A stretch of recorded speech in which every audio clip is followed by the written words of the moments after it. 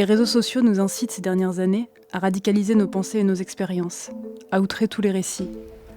À l'oral, au contraire, parfois on minimise, on nie. Une dédramatisation sans déni devrait pourtant être possible. Nous devrions pouvoir parler, écrire à propos de certains abus, certaines blessures, sans pour autant leur donner la noirceur du crime. Il y a des abus gris. L'auteur prend de la hauteur, avait-je solennellement déclaré, un soir de février, un oreiller et mon ordinateur sous le bras. Direction la chambre de service, 7e étage, 7 mètres carrés. Je prenais ainsi la décision de m'isoler, isolement que j'entendais mettre à profit pour retrouver l'inspiration qui me faisait défaut depuis maintenant trop longtemps. L'inspiration certes ne se décrète pas, mais j'imaginais que les circonstances et l'austérité des lieux, que j'avais au fil des mois aménagés en vue de l'inévitable impasse vers laquelle je me dirigeais, y concourraient. De Spartacus à Assange, de Sappho à Louise Michel, de Jésus à Nietzsche, d'Olympe de Gouges à Amy Winehouse, d'Achille à Ravachol, de Néron à Castro, de Bilal à Mozart, leur naissance en tant que fauteurs de troubles, de fouteurs de merde et de diffuseurs d'impensables et d'impensés n'aurait pu s'accomplir sans le déferlement d'un désir imperméable à la raison. Le désordre est une pulsion, mais aussi une promesse. Tout piller, tout brûler, est d'abord un programme politique. Personne n'est moins nihiliste qu'un anarchiste. Viking peut-être, fin de siècle, certainement pas.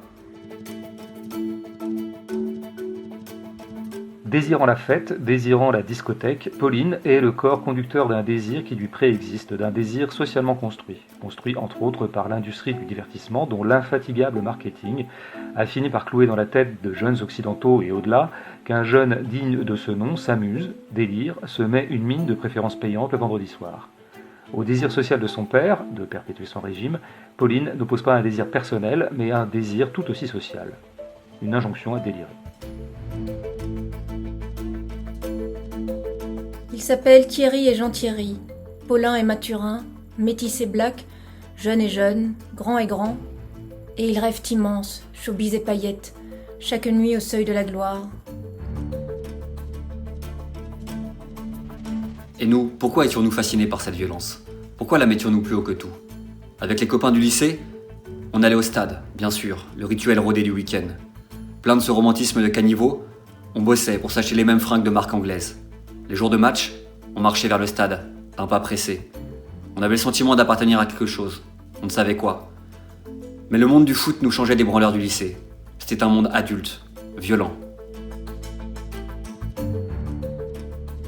Désir, plaisir, jouissance. Tout se mêlait au point que je ne les distinguais plus. Connaît-on un jour son désir ? Connaît-on sa jouissance, son plaisir ? L'écriture me procurait un étrange savoir.